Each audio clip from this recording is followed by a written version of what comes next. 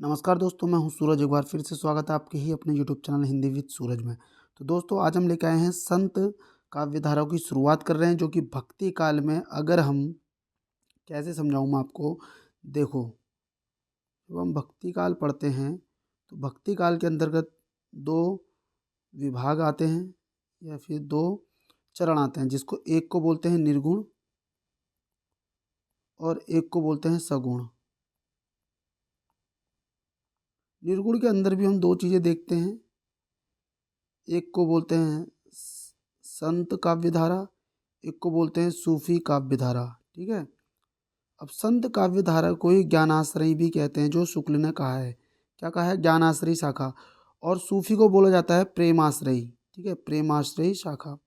सगुण के अंदर भी दो चीज़ें देखने को मिलती हैं, एक होता है राम काव्य, एक होता है कृष्ण काव्य। ज्ञानाश्रयी या संत काव्यधारा के जो प्रवर्तक हैं वो उसमें नाम आता है कबीर जी का, सूफी वाले में आता है जायसी जी का, राम में आता है तुलसी जी का और कृष्ण में आता है सूरदास जी का। तो जब हम हिंदी में भक्ति काल की शुरुआत करते हैं या श्रीमद् भागवत का पहला श्लोक भी देखते हैं तो वो निर्गुण भक्ति को ही समर्पित है।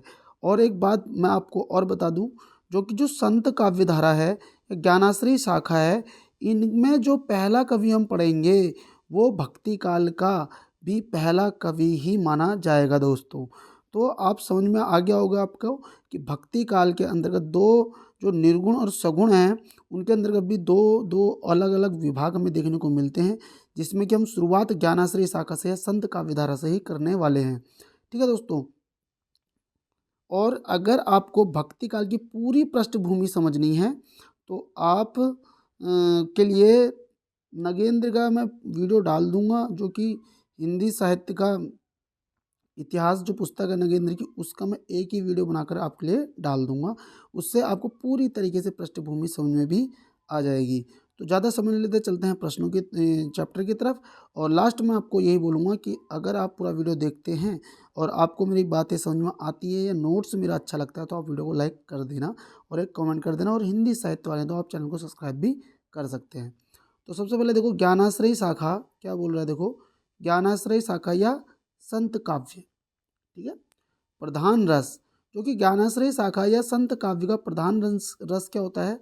शांत रस होता है। इस चीज को जरा सा याद रखना, जो कि इसके बारे में भी हम पीताम्बर दत्त बड़तुआल को बारीकी से पढ़ के चलेंगे। ठीक है। क्या बोल रहा है देखो, जिन भक्त कवियों के द्वारा निराकार ईश्वर, निराकार ईश्वर मतलब ऐसे ईश्वर जिनका आकार ना हो, जैसे कि राम भगवान, हनुमान जी, महादेव, कृष्ण भगवान, इन सभी भगवानों का आकार होता है, यही साकार रूप में पूजे जाते हैं। अभी हनुमान जी की अगर फोटो लग जाएगी तो आप सभी समझ जाएंगे कि ये हनुमान जी हैं, ये राम जी हैं। लेकिन उसी प्रकार जो व्यक्ति या जो जो कवि थे, भक्त थे, जिन्होंने ईश्वर को निराकार रूप में पूजा, उन्हीं की पे ये बात चल रही है कि जिन भक्तियों कवियों के द्वारा निराकार ईश्वर की उपासना की गई, उनके द्वारा रचित काव्य को ही निर्गुण काव्यधारा कहा जाता है। ठीक है। निर्गुण भक्ति का आदि स्रोत, बहुत बड़ा प्रश्न है ये। निर्गुण भक्ति का आदि स्रोत श्वेता श्वेतर उपनिषद है। श्रीमद् भागवत महामात्य का प्रथम श्लोक निर्गुण भक्ति का समर्थन प्रतीत होता है। तो जो श्रीमद् भागवत है उनका पहला श्लोक ही निर्गुण भक्ति का समर्थक प्रतीत होता है। साथ ही साथ आप याद रखेंगे निर्गुण भक्ति का आदि स्रोत श्वेता श्वेतर उपनिषद है। एक मिनट में ब्राइटनेस देख लेता हूँ एक बार, बिल्कुल बढ़ा दी जाती है। ठीक हो गया। निर्गुण काव्य धारा की विशेषताएं, सबसे पहले देखो, निराकार ईश्वर में विश्वास। निराकार मतलब ऐसे ईश्वर को में विश्वास जो निराकार है, मतलब कि वो कण कण में ईश्वर जिसको हम मान सकते हैं। उसके लिए हमें एक इंडिविजुअल फोटो या साकार रूप की जरूरत ना हो। निर्गुण निर्गुण ब्रह्म पूजा, धार्मिक रूढ़ियों एवं सामाजिक कुरीतियों का विरोध। जो ये संत कवि थे, इन्होंने धार्मिक जो रूढ़ियाँ थी उनका विरोध किया है और समाज में जो कुरीतियाँ थी उनका भी विरोध किया था। जाति प्रथा का विरोध भी इन्होंने किया था। हिंदू मुस्लिम एकता का समर्थन किया था। रहस्यवाद का प्रभाव इसमें देखा जाता है संत काव्य धारा में, वो भी ज्ञानाश्रयी शाखा को हम पढ़ रहे हैं। ठीक है, संत काव्य धारा या ज्ञानाश्रयी शाखा भक्ति काल के अंतर्गत निर्गुण संप्रदाय में। एकेश्वरवाद का समर्थन किया। एकेश्वरवाद मतलब एक ही ईश्वर है, अलग अलग ईश्वर नहीं है। अगला बोल रहा है सद्दू ककड़ी भाषा व उलटबासी काव्य शैली का प्रयोग, साथ ही साथ आडंबर का विरोध किया है इन्होंने। किसने? संत काव्य धारा ने। माया का विरोध, माया मतलब यहाँ पे पैसा या फिर प्रेम संबंधित, प्रेम तो हम बोलेंगे नहीं, माया के लिए यहाँ पे पैसे का जिक्र हुआ है। अब देखो, क्योंकि प्रेम से रिलेटेड ज़्यादा चीज़ें तो आप प्रेमाख्यान काव्य में ही पढ़ेंगे, और प्रेमाख्यान काव्य आपको सूफी काव्य धारा में देखने को ही मिलेंगे। संत शब्द को शांत से व्युत्पन्न मानने वाले आलोचक पीताम्बर दत्त बर्तवाल हैं। देखो बात आ गई, क्या बोल रहा है कि जो संत शब्द आया, ये प्रश्न पूछा गया था, संत शब्द को शांत से व्युत्पन्न मानने वाले आलोचक पीताम्बर दत्त बर्तवाल हैं। साथ ही साथ याद रखना, संत में जो मुख्य रस है वो शांत रस ही है। निर्गुण काव्य धारा के भेद, स्टार मार्क देखो, निर्गुण काव्य धारा के भेद कितने होते हैं? जो अभी मैंने आपको बताया, दो भेद मुख्य होते हैं, ज्ञानाश्रयी काव्य धारा या जिसको हम संत काव्य धारा भी कहते हैं। दूसरा है प्रेमाश्रयी काव्य धारा, जिसको हम सूफी काव्य धारा भी कहते हैं।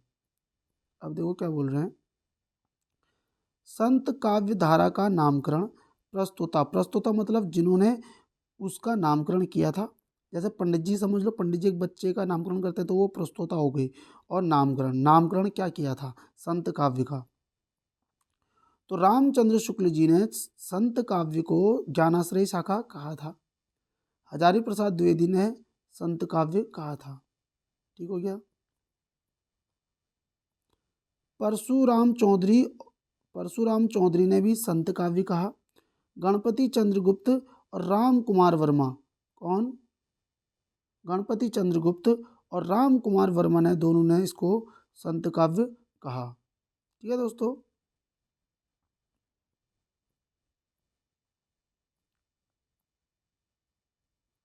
बढ़ते हैं आगे।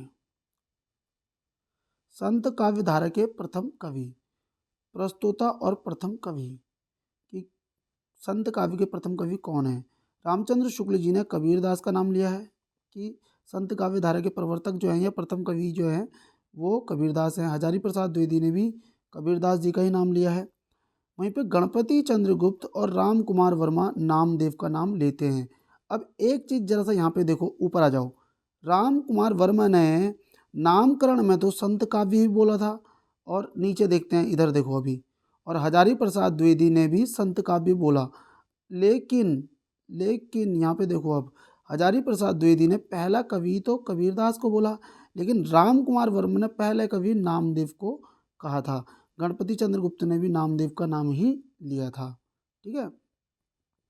जबकि ऊपर आ जाते देखो, गणपति चंद्रगुप्त, परशुराम चौधरी नहीं है, ये चतुर्वेदी है, परशुराम चतुर्वेदी और राम कुमार वर्मा, इन तीनों ने इसको संत काव्य कहा। साथ में हजारी प्रसाद द्विवेदी ने भी संत काव्य कहा था। ये तुम्हें लग रहा होगा बार बार घुमा रहा हूँ, लेकिन ये प्रश्न बहुत ज़्यादा पूछे जाते हैं। अब देखो, राम स्वरूप चतुर्वेदी ने भी कबीर कहा है। हिंदी में भक्ति काव्य का आरंभ निर्गुण भक्ति की संत काव्य धारा से हुआ है। बात वही आ गई, अंततः संत धारा का पहला कवि हिंदी भक्ति काव्य का पहला कवि माना जाता है। जो मैंने 4 कैटेगरी बताई थी, इसमें निर्गुण के अंतर्गत संत और सूफी, मैंने क्या बोला, जो संत का पहला कवि होगा वो हिंदी में भक्ति काल का भी पहला कवि होगा। तो वो संत धारा का पहला कवि हिंदी भक्ति काव्य का पहला कवि माना जाता है। और पूरे भक्ति काल की शुरुआत भी हिंदी में भक्ति काव्य का आरंभ भी निर्गुण भक्ति से हुआ है, क्योंकि श्रीमद् भागवत का पहला श्लोक भी निर्गुण भक्ति को समर्पित है। निर्गुण भक्ति की संत धारा से हुआ है, और निर्गुण भक्ति की भी किससे? संत धारा से हुआ है। हिंदी में भक्ति साहित्य की परंपरा का प्रवर्तन नामदेव ने किया था। प्रमुख संत कवियों का संक्षिप्त जीवन व्रत, क्या बोल रहा है, प्रमुख संत कवियों का संक्षिप्त जीवन व्रत, जिसमें कि सबसे पहला देखो, संत कवि, जन्म स्थल, गुरु और जाति और माता पिता भी था, लेकिन मैं लिख रहा था तो वो नीचे आ रहे थे, मैं आपको बता दूंगा। जैसे सबसे पहला नाम आता है रैदास। रैदास का जन्म 1388 से 1518, 1388 में जन्म, 1518 में मृत्यु। जन्म स्थल कहाँ है? काशी। और इनके गुरु का नाम क्या था रैदास के? रामानंद। हालांकि रामानंद के 12 शिष्य थे, उसको हम बाद में पढ़ेंगे, जब हम भक्ति काल में राम काव्य को पढ़ेंगे तो वहाँ हम इसको देख के चलेंगे अच्छे से। और जाति क्या है रैदास की? चमार। कबीर दास का जन्म देखो 1398 में हुआ है और 1518 में मृत्यु, मतलब रैदास के 10 साल बाद कबीरदास का जन्म हुआ है। जन्म स्थान क्या था? काशी। लेकिन मृत्यु इनकी काशी में नहीं हुई है, मगहर में हुई थी, याद रखना। गुरु उनके हैं रामानंद। जाति क्या थी? जुलाहा। जुलाहा जो होते हैं वो कपड़ा बुनने वाले होते हैं। नेहरू नीमा इनके माता पिता है जो जिन्होंने इसको पाला था। अब देखते हैं जम्बनाथ। जम्बनाथ जी का जन्म कब हुआ? 1451 में, मृत्यु 1523 में। जन्म स्थान कहाँ पे हुआ इनका? नागौर में। और गुरु का नाम था गोरखनाथ। देखो जम्बनाथ गोरखनाथ, जो कि जाति से कैसे हैं? राजपूत थे। हरिदास निरंजनी। हरिदास निरंजनी अगले कवि हैं, संत काव्य धारक है, जो कि 1455 में जिनका जन्म हुआ है डींडवाना प्रागदास में। डींडवाना में प्रागदास इनके गुरु हैं। कौन थे? प्रागदास गुरु किसके हैं? हरिदास निरंजनी के। हरिदास, हरिदास की अरदास या हरिदास प्रागदास, प्रागदास, ऐसे भी आप याद रख सकते हो। जम्बनाथ गोरखनाथ, जम्बनाथ गोरखनाथ। गुरु नानक का जन्म देखो 1469 में, 1538 में मृत्यु। ननकाना साहब रावलपिंडी जो भी है, तलवंडी, वहाँ पर इनका जन्म हुआ था। गुरु का नाम नहीं पता। जाति खत्रिय है और माता पिता का नाम देखो कालूराम माता और तृप्ता, कालूराम पिता है, माता इनकी तृप्ता थी। तो गुरु नानक जी भी स्टमाक पॉइंट है, याद रखना। इन सारे कवियों को, इन सारे संत कवियों को हम इंडिविजुअल पढ़ के चलेंगे, मतलब एक एक को बार अच्छे से पढ़ के चलेंगे दोस्तों। अभी आपको सिर्फ इनका जन्म याद रखना है, जन्म स्थान याद रखना है, गुरु का नाम याद रखना है, ताकि आपको इनसे बनने वाले सीरीज वाले जो प्रश्न हैं वो आप सही कर सको। सिंगा का जन्म 1519 में हुआ है। खंजूर, देखो खंजूर एक जगह है, वहीं पे इनका जन्म स्थल है। मन रंगीर इनके गुरु का नाम था, किसके? सिंगा के। लालदास, लालदास का जन्म कब हुआ है? 1540 ईस्वी में। लालदास भी लिख सकते हैं, लाल भी लिख सकते हैं, लालदास कर देते हैं लोग। लालदास अलवर में इनका जन्म हुआ था।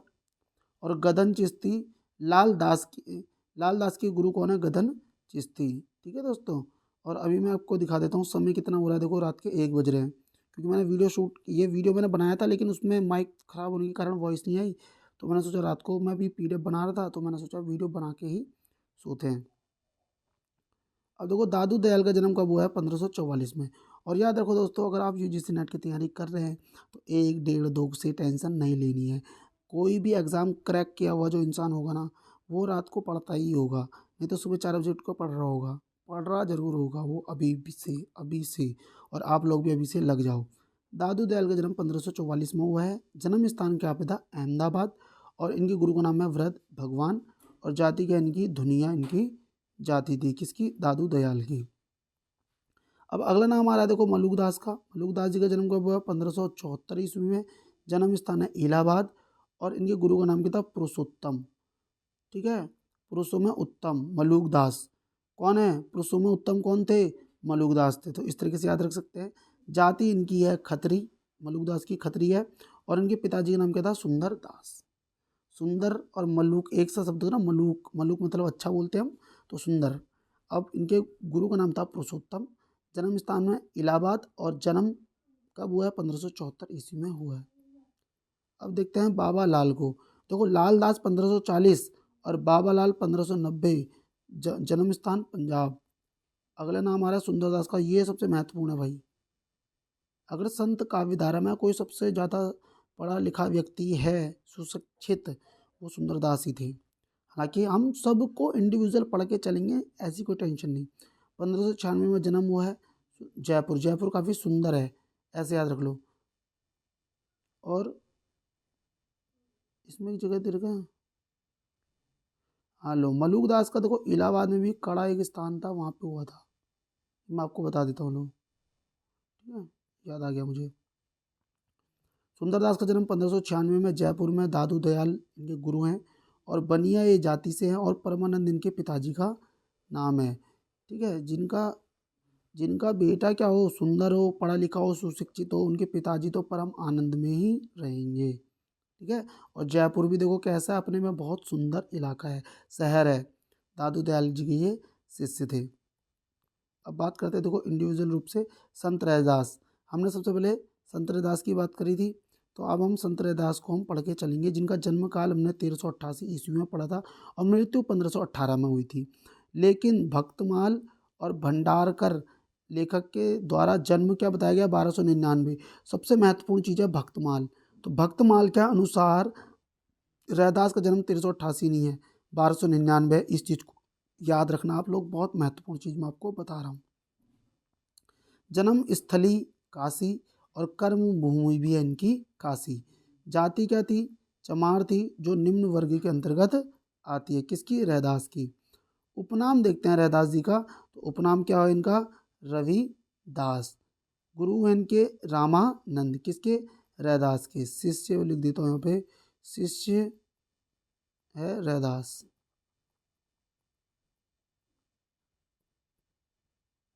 अब देखो उधर, अच्छा देखो, रामानंद के शिष्य तो हैं रैदास, और रैदास के शिष्य कौन है, मीराबाई और उदय। और इनकी पत्नी का नाम क्या था, लोना। मैं क्या बोलता हूँ, लोना रैदास। रैदास को अगर कुछ चीज़ देंगे तो हम क्या बोलेंगे, लोना रैदास, लोना रैदास। तो लोना रैदास। अब रैदास जी के संबंध में कुछ तथ्य आ रहे हैं। रैदास के 40 पद, स्टार मार्क पॉइंट है भैया, ये 40 पद गुरु ग्रंथ साहिब में संकलित हैं। ये पूछा जाता है कि रैदास के कितने पद गुरु ग्रंथ साहिब में संकलित हैं। साधो संप्रदाय की स्थापना संवत 1600 में या 16 संवत में उदय दास के शिष्य वीर भान ने की थी, जिसका प्रभाव फर्रुखाबाद व मिर्जापुर में था। ठीक है, अगला है, रैदास सिकंदर लोदी के निमंत्रण पर दिल्ली गए थे। जो रैदास थे 1388 जिनका जन्म है, किसके निमंत्रण पर दिल्ली गए, तो सिकंदर लोदी के निमंत्रण पर गए थे। दूसरा देखो, अनंत दास की परिचय।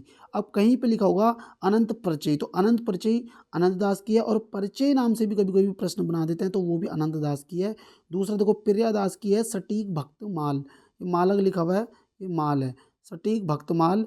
इन दोनों पुस्तकों ने रामानंद को गुरु माना रैदास का। हालांकि रैदास का गुरु, जो रैदास जी उनके गुरु रामानंद सबको पता है, नो डाउट, लेकिन हो सकता है ऐसे पूछ ले कि प्रियादास की सटीक भक्तमाल के द्वारा या उसमें क्या बताया गया। अब नॉर्मली हम क्या सोचेंगे कि रैदास के गुरु तो रामानंद है, लेकिन सटीक भक्तमाल में क्या पता कुछ और बताया गया हो, और ऐसे ही कोई नया नाम देके हम उस पर लगा दें। तो याद रखना, सटीक भक्तमाल हो या फिर अनंत परिचय हो, इन दोनों के द्वारा ही बताया गया है कि जो रैदास हैं उनके गुरु का नाम क्या है, रामानंद है। पढ़ते हैं आगे। रैदास द्वारा रचित काव्य पंक्तियाँ। जाके कुटुंब सब ढोर ढोवत है, ढोवत फिर ही अजू बनारसी आस पासा, ऐसी मेरी जाति विख्यात चमार। ये सब किसके पद हैं, रैदास के। पावर जंगा कीट पतंगा पूरी रयो हरिराई, अब गुण अवगुण कहियत नहीं जाके, कैसे छूटे अब कैसे छूटे राम नाम रट लागी, प्रभु जी तुम चंदन हम पानी जाकी अंग अंग वास समानी। ठीक है, अब देखो, जाति ओछी ओछा पाती ओछा ओछा जन्म हमारा, चंद सूर नहीं राती दिवस नहीं धरनी आकाश ना भाई। अगली पंक्ति आ रही है रैदास की, जब हम होते तब तू नाही, अब तू ही मैं नाही। अगली पंक्ति आ रही है रैदास जी की, मन चंगा तो कटौती में गंगा। अगला आ रहा है देखो, माधव क्या कहिए प्रभु ऐसा, जैसे मानिए होई ना तैसा। ये सारी पंक्तियाँ किसकी हैं, रैदास की है, आपको याद रखनी चाहिए दोस्तों, ये पंक्ति भी हैं। अन्य तथ्य में देखो क्या आ रहा है, सातवस्मिनी परम प्रेम रूप रूप गोस्वामी नारद भक्ति सूत्र से ये पंक्ति ली गई है। एक ऐसे ही मैं मॉक टेस्ट लगा रहा था, मैं बताता हूँ हुआ क्या था। मॉक टेस्ट ला के मुझे नया प्रश्न मिला, तो मैं जैसे ही ऐसे पलट रहा था तो नाना ये रैदास वाला पेज निकला था, तो यहाँ पे मैंने लिख दिया था, ताकि ये अन्य तथ्य में मैंने इसको बोल भी दिया आप लोगों को। लेकिन ये पूछा गया सवाल है, सातवस्मिन परम प्रेम रूप, इसको ऐसा ऐसे वाले लाइन नहीं आते ये क्रॉस करने वाले, वही ये प्रश्न था। रूप गोस्वामी नारद भक्ति सूत्र से है। अब देखो नीचे क्या बोल रहा है, सप्र अनुरुक्ति ईश्वरे, सांडिल्य भक्ति से ली गई पंक्ति है। भक्ति का प्रस्थान बिंदु श्रीमद् भागवत है। ये पूछा गया है कई बार क्वेश्चन कि भक्ति का प्रस्थान बिंदु क्या है, श्रीमद् भागवत। भक्ति रस अमृत सिंधु रूप गोस्वामी की पुस्तक है। भक्ति रस अमृत सिंधु किसकी पुस्तक है? रूप गोस्वामी जी ने ये लिखी है। अब देखो अगला नाम हम पढ़ते हैं। अरे अगला नाम तो आ ही नहीं रहा, तो मतलब वाली पीडीएफ हमारी क्या हो गई है? कंप्लीट हो गई है दोस्तों। तो उम्मीद करता हूँ आज की वीडियो आपको अच्छी लगी होगी, और ये वीडियो अगर आपको अच्छी लगी है, ये मेहनत अगर आपको अच्छी लगी है, ये नॉलेज अगर आपको अच्छी लग रही है, जो मतलब इसमें नोट्स के माध्यम से आपको मिल रहे हैं फैक्ट, अगर आपको लगता है कि ये आपके काम आ रही है, तो दोस्तों आप वीडियो को लाइक कर सकते हैं और चैनल को सब्सक्राइब भी कर सकते हैं। मिलते हैं आपसे नेक्स्ट वीडियो में सुबह। तब तक के लिए थैंक यू, बाय बाय। और पढ़ते रहिए, जब तक सिलेक्शन ना होता पढ़ते रहो आराम से। उसके बाद भी देखो इंटरव्यू है, पीएचडी है, बहुत सारी चीज़ें होती हैं, तो पढ़ना तो आपको है ही है। तो आप पढ़ते रहिए और अच्छे से कॉन्सेप्ट को तैयार करिए दोस्तों। पहली बार में अटैम्प्ट करेंगे जेआरएफ, ठीक है। कोशिश मेरी यही है आपके लिए कि आप अच्छे से अच्छे अटैम्प्ट दो और अच्छे नंबरों से पास हो जाओ।